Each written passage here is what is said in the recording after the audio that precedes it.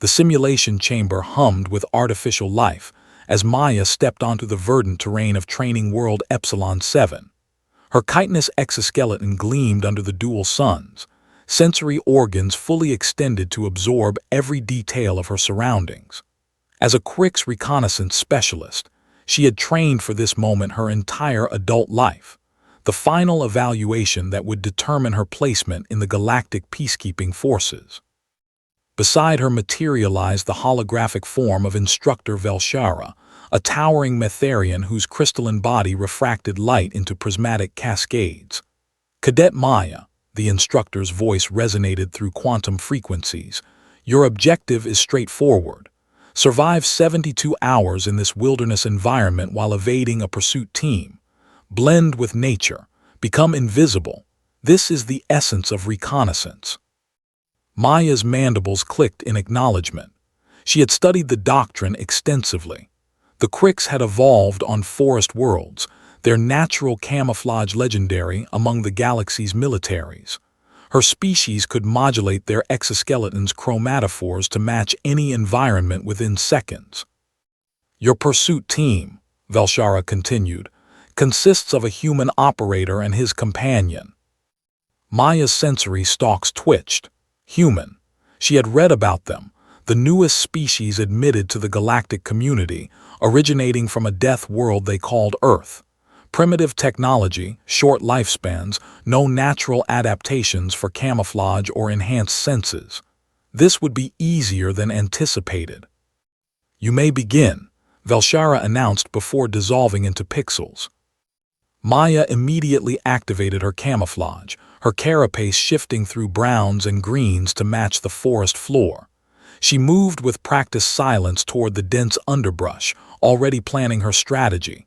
"Stay mobile, leave no traces, use the terrain." Standard doctrine. 3 kilometers away, William Chen adjusted the brim of his worn baseball cap and scratched behind the ears of his companion, a German shepherd named Scout. The dog's tail wagged once before settling into alert stillness. "All right, girl," William murmured, his voice barely above a whisper. "We've got a runner, Crix, probably thinking she's invisible already." He knelt, pressing his palm against the moss-covered ground, feeling the slight depression where something heavy had recently stood. His fingers traced the disturbed pattern. Heading northeast, confident, that'll change. Scout's nose worked the air, but William didn't rely on scent alone. His grandfather had taught him to hunt white-tailed deer in the Appalachian Mountains before the contact, before humanity learned they weren't alone. Those lessons, reading broken twigs, displaced stones, the way birds fell silent, no alien academy taught such things. He pulled a small device from his pack, setting it carefully at the base of a tree. Not technology by galactic standards, just a simple motion sensor connected to a magnetic pulse emitter. If Maya passed within 50 meters, it would create a localized electromagnetic distortion. Nothing harmful, just enough to temporarily disrupt her camouflage's chromatophores. "Now we wait," William said, settling into a natural blind he'd constructed from fallen branches and ferns. Scout lay beside him, perfectly still, the art of the ambush predator. Hour 8. Maya had covered significant ground, circling back twice to confuse any tracking attempts. She'd crossed 3 streams, climbed through rocky outcroppings, even spent an hour motionless in the canopy. Her training was flawless. She approached a clearing cautiously, sensory organs sweeping for threats. Nothing. The forest seemed peaceful, undisturbed. She stepped forward. The electromagnetic pulse was subtle, barely a flicker, but enough. For 3 seconds her camouflage stuttered, revealing patches of her natural violet coloration against the green background. 3 seconds was all William needed. He didn't shoot, didn't chase. He simply observed from his position 200 meters away through a primitive optical scope, not even electronic, just carved glass and metal. He noted her gait, the slight favoring of her left side when startled, the way her sensory stalks retracted when stressed. Then he melted back into the forest. Hour 16. Maya's confidence had eroded into unease. Twice now she'd found evidence of something, not footprints. The human was too skilled for that, but absence. A spot where morning dew hadn't formed. A branch bent at an unnatural angle. Small disturbances that screamed trap to her trained mind. She was being herded. The realization struck her like plasma fire. Every path she'd chosen, every route that seemed safe, they'd all led her in a gradually tightening spiral. She pulled up her tactical display, mapping her movements over the past 16 hours. The pattern was undeniable. Maya changed tactics immediately, climbing a massive tree and settling into absolute stillness. She would wait, force the human to make a mistake, to reveal himself through impatience. William, sitting against a tree 400 meters away, smiled slightly. Scout's head rested on his lap, the dogs breathing slow and meditative. They'd been motionless for 6 hours. Patience was the hunter's greatest weapon. Hour 37. Maya hadn't moved in 21 hours. Her Crick's physiology allowed for extended dormancy, slowing her metabolism to nearly undetectable levels. She was certain the human had lost her trail. Then she smelled smoke. Not nearby, perhaps a kilometer distant, but distinct. A campfire. The human was cooking. During a tactical exercise, the arrogance stunned her. Or was it bait? Her protein reserves were depleting. She hadn't expected a pursuit team competent enough to actually restrict her movement. The emergency rations in her kit would sustain her, but the smell of roasting meat triggered primal hunger responses. It was bait, obviously bait. She stayed in her tree. Hour 42. The smoke had stopped, but now she heard something else. Rhythmic tapping, metal on wood. Not constant, irregular patterns that drew the ear, that created curiosity. Sound traveled strangely in these forests, making distance impossible to judge. Maya's tactical training warred with her growing frustration. She was being psychologically manipulated, and she knew it, which made it even more infuriating. Hour 51. The tapping had stopped 12 hours ago. Her sensors detected nothing, but she could feel it, the certainty that she was being observed, not actively scanned, nothing technological, just watched. Hell. She descended from her tree with extreme caution, every movement calculated. She would break the spiral, head directly away from where she estimated the human's position to be. Scout's ears perked up. William's hand settled gently on her head, keeping her still. Through the gaps in their hide, constructed over the past 2 days while Maya remained motionless in her tree, he watched the Cricks begin to move. He'd learned her pattern now, the way she favored visual confirmation over sensor data, how she moved in predictable patterns when stressed, the rhythm of her scouting sweeps. He pulled out a simple device, a modified emergency beacon that would emit a brief, localized pulse mimicking a standard galactic peacekeeping distress signal. He'd placed 7 of them throughout the forest over the past 2 days, each in locations he'd predicted Maya might travel toward. As she moved into range of the 3rd beacon, he activated it remotely, using a simple radio frequency transmitter his grandfather would have recognized. The signal lasted 2 seconds, just long enough for Maya to make a choice. Hour 68. Maya was exhausted. Not physically, her species could operate for weeks without rest, but mentally. Every decision felt like a trap. Every path seemed deliberately left open. The human hadn't shown himself once, yet his presence saturated the entire environment. This wasn't hunting, this was being hunted. She understood now why humanity's admission to the galactic community had caused such controversy. They weren't advanced. They didn't have superior technology or evolved advantages, but they had spent 200,000 years as persistent predators on a world that constantly tried to kill them.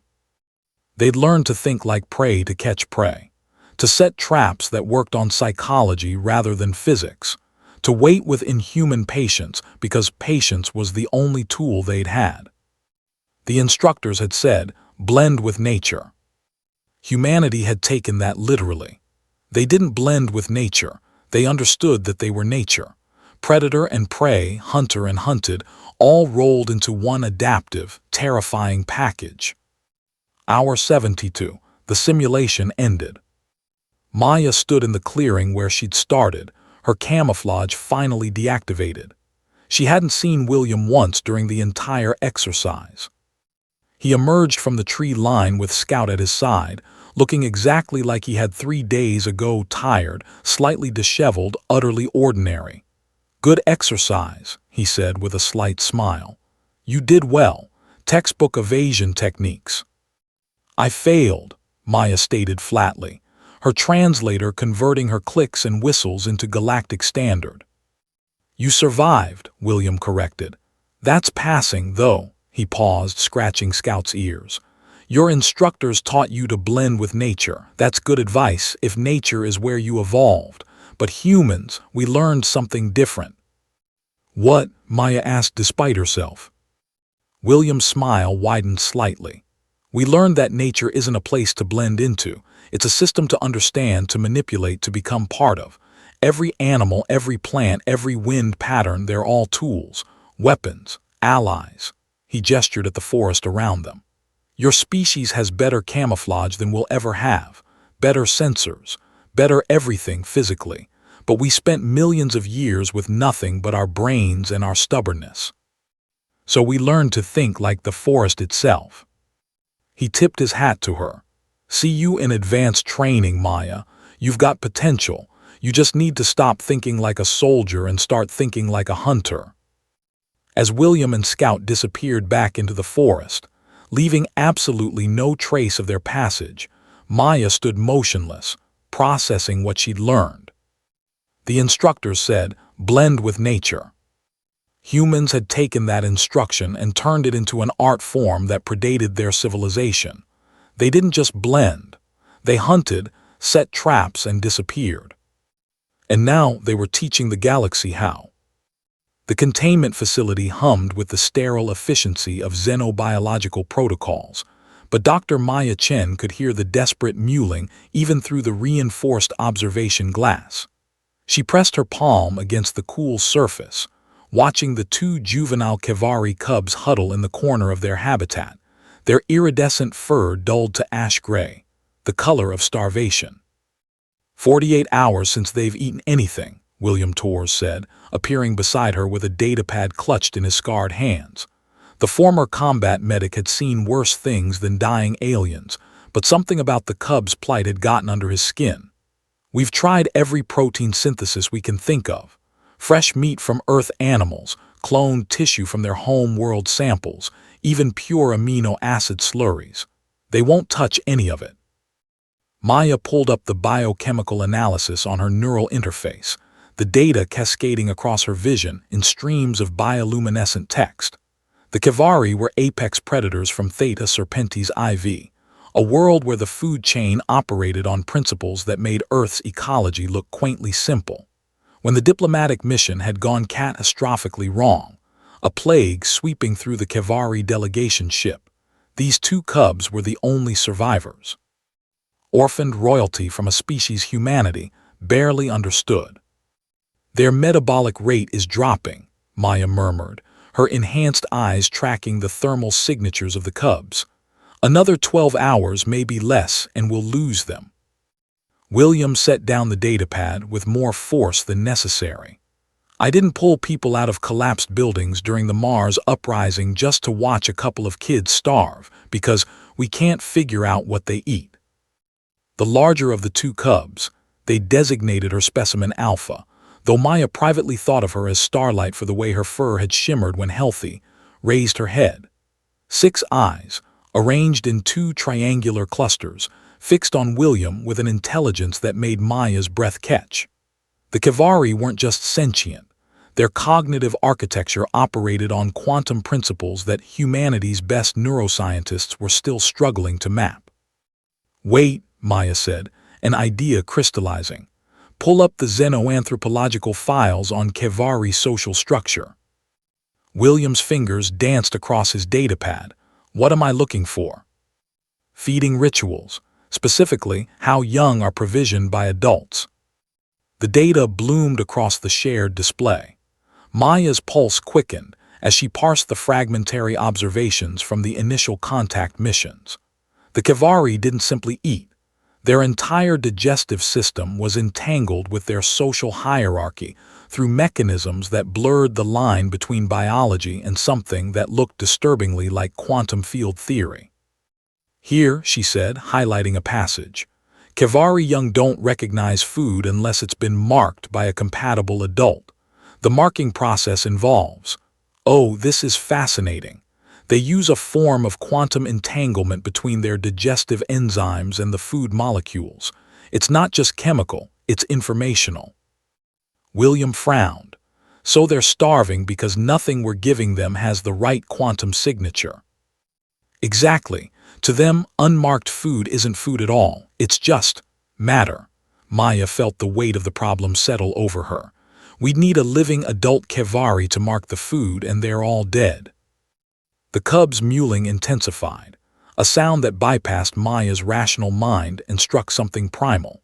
She'd chosen xenobiology because she believed in the fundamental connectedness of all life, the idea that beneath the surface variations, certain patterns repeated across the cosmos. But watching these children die because of an unbridgeable biochemical gulf was testing that faith. William had gone very still, the way he did when processing something. What if it's not about the biology, he said slowly. What if it's about the ritual? I don't follow. He pulled up a different file, military records from the human Kevari contact war, before the current fragile peace. During the conflict, there were reports of Kevari warriors refusing to eat captured human supplies. But then, in one incident, a group of stranded Kevari accepted food from a human combat unit. The only food they would take was combat rations, Maya finished, understanding flooding through her. MREs, meals ready to eat. The anthropology team theorized it wasn't about the food itself, William continued, his voice gaining momentum. It was about the context. Combat rations represented something in the Kevari worldview: survival, shared hardship, warrior bonds. Maybe the quantum marking isn't purely biological. Maybe it's partially cultural, ritualistic. It was a wild theory, one that would take years to properly test under normal circumstances. But normal circumstances would leave 2 cubs dead on her watch. Maya made her decision. Get me a standard human MRE pack, the oldest ones we have in storage. 20 minutes later, they stood in the containment airlock, the compression-sealed MRE pack feeling absurdly mundane in Maya's gloved hands. The cubs watched them with dimming eyes, their respirations shallow and irregular. This could be completely wrong, Maya said. We might just be traumatizing them in their final hours. William's jaw tightened. Or we might save them. That's a better odds ratio than doing nothing. They entered the habitat slowly, making themselves small and non-threatening. The cubs didn't retreat. They were too weak for that. Maya knelt on the artificial substrate, hyper-aware of every movement, every breath. She opened the MRE pack with deliberate ceremony, letting the hiss of the seal breaking echo in the enclosed space. The effect was immediate. Both cubs' head clusters snapped toward the sound, their nostrils flaring. The smell of the field ration, a teriyaki chicken meal that had been in storage for 3 years, filled the habitat. Maya extracted the main pouch, the heating element, the accessory pack with its crackers and spread. In the field, William said quietly, you don't just eat an MRE, you perform it. There's a ritual to it. He took the pouch from Maya and activated the heating element, the chemical reaction generating warmth. First, you heat it. You wait. You share the anticipation of warm food when everything else is cold and hostile. The cubs watched, transfixed.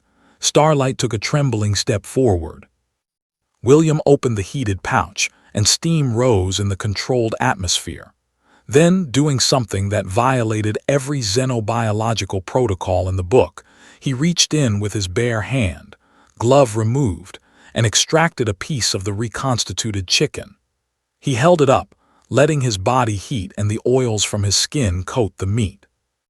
"In combat," he said, his voice taking on the cadence of something ancient, "we eat with our brothers and sisters. We share rations because it means we survived another day together. That's the mark. Not biology, solidarity." He placed the chicken piece on the ground between them and the cubs. Then he took another piece and ate it himself, chewing slowly, deliberately. Maya held her breath. This was pseudoscience, magical thinking at best. There was no way a human's cultural context could substitute for an alien species' biochemical requirements. And yet, Starlight moved forward, her gait unsteady but purposeful. She sniffed the chicken piece, her 6 eyes cycling through color spectrums Maya's enhanced vision could barely track. Then, with delicate precision, the cub took the meat in her mouth and swallowed. The smaller cub, specimen beta, Moonbeam in Maya's private taxonomy, scrambled forward and William offered her a piece from his hand. She took it, her rough tongue grazing his palm. Maya's eyes stung. She watched the cubs eat, their movements gaining strength with each piece. William methodically worked through the MRE, offering portions, consuming some himself, creating a feedback loop of shared consumption. "We need to run every scan we have," Maya whispered, her scientific mind reasserting itself even as her heart soared. "Blood work, quantum resonance imaging, neural mapping." "Later," William said, offering Starlight another piece. "Let them eat." The data would come. Maya could already see the research papers this would generate, the new understanding of how culture and biology intertwined in ways humanity had never imagined. The Kevari's quantum food marking wasn't just biochemistry. It was a recognition system for social bonds, for trust, for the willingness to share survival itself. Humans didn't have the quantum digestive architecture of the Kevari, but they had something else: the ritual of breaking bread, the ancient primate instinct to share food with allies, and somehow, impossibly, that had been enough. The MREs, designed to sustain soldiers in the worst conditions, carried their own kind of marking, the accumulated meaning of thousands of warriors who'd eaten them while watching each other's backs. As Starlight and Moonbeam finished the ration pack, their fur beginning to shimmer with returning health, Maya realized they'd stumbled onto something profound. Life didn't just find a way through chemistry and evolution. It found a way through meaning, through the rituals that bound individuals into something larger than themselves. "We're going to need a lot more MREs," she said.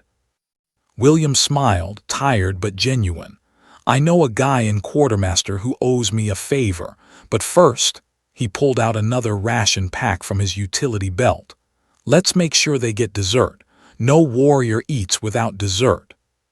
He opened the pack, revealing the pound cake that was a staple of every military field ration. The cubs watched with alert, brightening eyes, ready to share another meal with the strange allies who'd learned to speak their language of survival. Outside the habitat, alarms would soon sound. Medical teams would demand answers. Diplomatic corps would want reports.